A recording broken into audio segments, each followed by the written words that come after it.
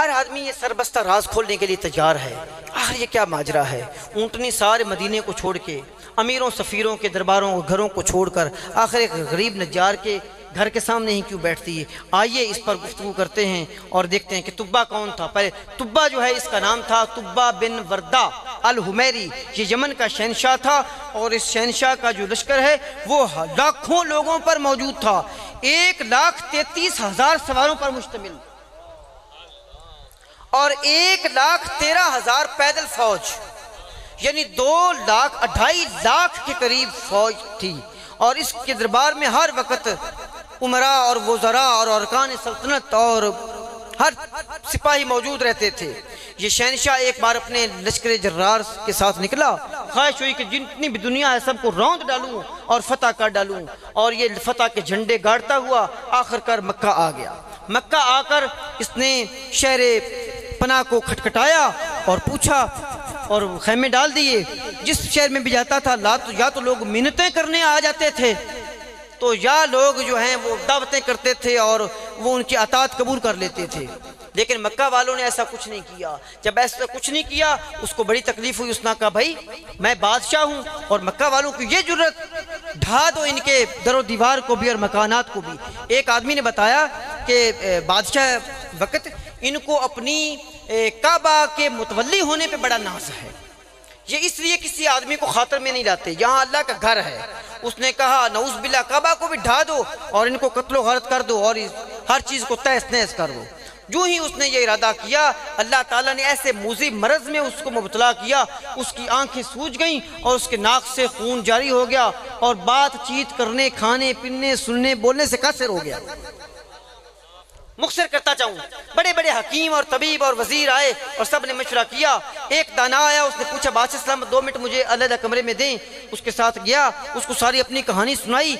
जब वो कहानी सुनाते सुनाते इस बात तक पहुँचा कि मैं मदीना तैयबा में जो मक्का मुकर्रमा में जो घर है उस घर को ढाना चाहता हूँ और यहाँ कत्लो गारत करना चाहता हूँ। उस वक्त उस दाना ने कहा इससे बाज आ जाइए, ये अल्लाह का घर है और ये इब्राहीम खलीलुल्लाह का बनाया हुआ था। इसको आप मिटा नहीं सकते। इसको जो कोई भी मिटाने आया है वो खुद मिट गया है। फिर उसने इसकी सिफात सुनी और आखिरकार उस बात से तौबा ताइब हो गया।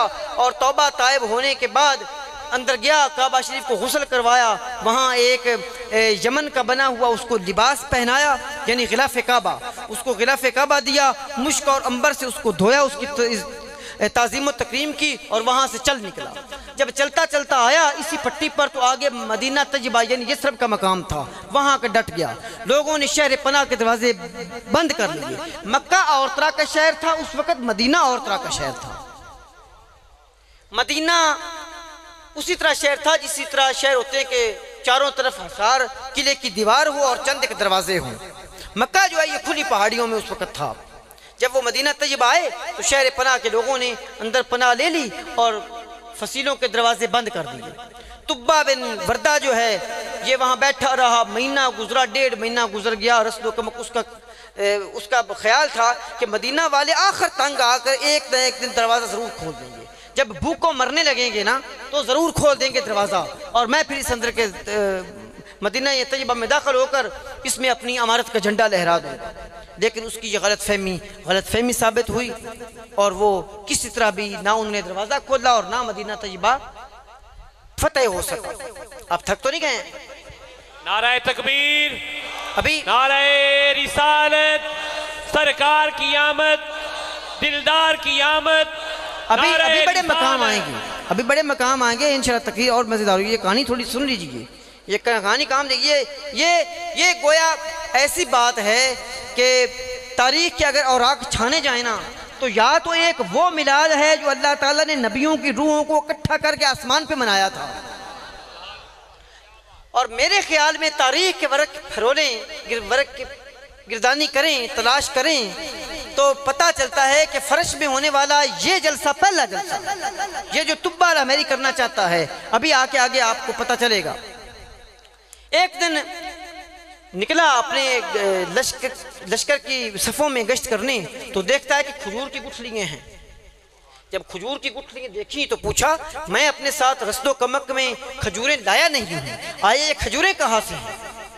तो लश्करियों ने बताया कि रात के वक़्त जब लोग सो जाते हैं तो ये जो शहर वाले हैं ना, मदीना वाले, ये खजूरों की बोरियां फेंकते हैं। हाय हाय हाय, और दुश्मन इनको मिटाने आया है और वो इनको खजूरें फेंक रहे हैं, खजूरें फेंक रहे हैं। उसका दिल पिघल गया, उसने कहा ये राज है, ये बड़ा राज है। बादशाह भी अजीब होते थे, इसी पे डट गया कि नहीं वो हमारी मेहमान नवाजी कर रहे हैं, हम उनको मिटाने पे तुले हुए हैं। बात सलीके की कोई पहले पता तो करना चाहिए आखिर वो हमारे ये कर क्यों रहे हैं। उसने अपने उमरा का, वज़रा का, सफ़ीरों का एक वफद भेजा अहले मदीना की तरफ और उनके सामने ये पेशकश की कि बादशाह अब इस शहर को फतह नहीं करना चाहता, लेकिन वो कुछ उलमा और सरदार लोगों से मिलना चाहता है। तो कुछ सरदारों ने मुआहदे की बिना पर दरवाज़ा खोल दिया और कहा चंद आदमी अंदर आ सकते हैं। वो अंदर गए, उन्होंने गुफ्त शरीर की और वापसी पर उन्होंने आके बताया कि ये मदीना तैयबा वाले लोग हैं, ये पहले शहर कोई नहीं था, ये दूर दराज से आए हुए लोग हैं और ये सारे के सारे यहूदी हैं। कोई खैबर से आया है, कोई शाम से आया है, कोई कहीं से आया है, और आए इसलिए हैं कि इनके ज़ुल्म और गुमान के मुताबिक आखिरी खातिमुन नबिय्यीन जो हैं मोहम्मद रसूलुल्लाह, वो इस शहर में मबूस किए जाएंगे। बादशाह ने कहा तो खजूरें क्यों फेंकते हैं, हम उनको मिटाने आए हैं। उन्होंने कहा कि खजूरें वो इसलिए फेंक रहे हैं कि आने वाले नबी की सिफ्तों में से मेहमान नवाजी एक बड़ी सिफ्त है। हम बेशक इनके साथ लड़ने आए, लेकिन वो नबी की एहतराम में हमारी मेहमान नवाजी कर रहे हैं। अल्लाह, उसकी ये बात सुनकर दिल पिघल गया। उसने कहा शहर पनाह के दरवाजे मेरे लिए खोल दो। अब ये तुब्बा मेरी शहनशाह नहीं बल्कि तुम्हारे आका का गुलाम है। अब ये गालिब नहीं है, अब ये मगलूब है। जी हाँ, अब ये मगलूब हो गया है। अब ये शहनशाह नहीं, अब ये गुलाम है। अब ये मौला नहीं बल्कि एक अदना नौकर है सरकार का। शहर खोल दो। वो कहते हैं कि अब शहर पनाह के दरवाजे खोल दिए गए। तुब्बा अल-हमेरी अपनी पूरी फौज के साथ अंदर दाखिल हुआ और वो मैं मंजर जो पहले आपको सुना आया हूँ, उसने फिर वो ये मंजर पेश किया। कभी दीवारों को चूमता है, कभी सजदे में गिर जाता है, कभी तवाफ करता है। और तारीख में है, अल्लामा इसाक किताबुल मुगाज़ी में लिखते हैं कि उन लोगों ने या मोहम्मद के उस वक़्त नारे भी लगाए थे। हाँ, वो आज शहनशाह गालिब नहीं बल्कि मगलूब है, फातेह नहीं बल्कि मफ्तूह है। अल्लाह अकबर। उसने सारे शहर की सफाई करवाई और 400 पक्के उन यहूदी उलमा के लिए, 400 यहूदी आलिम थे, 400 यहूदी उलमा के लिए मकान तामीर करवाए। आला से आला मकान, अच्छा से अच्छा मकान। एक मकान उसने अपने रहने के लिए बनवाया। तुब्बा ने उसमें कुछ देर क़याम किया। जब क़याम किया तो फिर बाद में उसको इतला मिली कि यमन में बगावत फैल गई है। तो जब उसको ये पता चला तो फिर उसने एक अबू अयूब नामी जो उनका पड़ोसी था उसको बुलाया। एक शामोल नामी, माफ़ी चाहता हूँ, अबू अयूब का बेटा शामोल एक यहूदी आलिम था। शामोल को बुलाया और उसको कहा शामोल, क्योंकि तुम इन सारे यहूदियों के उलमा के सरदार हो और इनके राहिब हो और इनके पादरी हो, इनके बड़े पीर हो, लिहाजा ये मकान मैं अपना तुमको देता हूँ। अगर मेरी ज़िंदगी ने वफा की तो मैं वापस आऊँगा, अगर मेरी ज़िंदगी वफा ना कर सके तो इस मकान में रहना। और जो ही सरकार नबी अलैहिस्सलाम इस शहर में तशरीफ़ लाएँ तो ये मकान खाली करके उनके हवाले कर देना। जी, अबू अयूब अंसारी इस शामोल की औलाद में 25वीं पुश्त में है। जी, 21वीं पुश्त में है शामोल। तुब्बा मर गया, फौत हो गया, हुब्बे मोहम्मद पर मरा। हाँ, और हदीस पाक में मात हुब्बे आले मोहम्मद, जो हुब्बे आले मोहम्मद पे भी मर जाएगा माता शहीदन, वो भी शहीद मरता है। सरकार की मोहब्बत में नहीं, सरकार की आल की मोहब्बत में भी जो मर जाए ना वो भी शहीद होता है।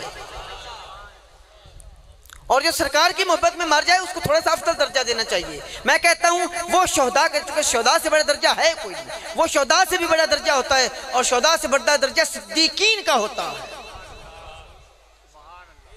वो दर्जा सिद्दीकीन में है। आज पता चला है कि वो ऊंटनी जो है आपने क्यों फरमाया था छोड़ दो इसको, ये अल्लाह की तरफ से पाबंद है। और ऊँटनी चलती चलती अबू अय्यूब के घर अंसारी के घर पहुंचती। गोया पता चला कि अबू अय्यूब अंसारी का घर नहीं, ये खुद सरकार नबी अलैहिस्सलाम का घर है।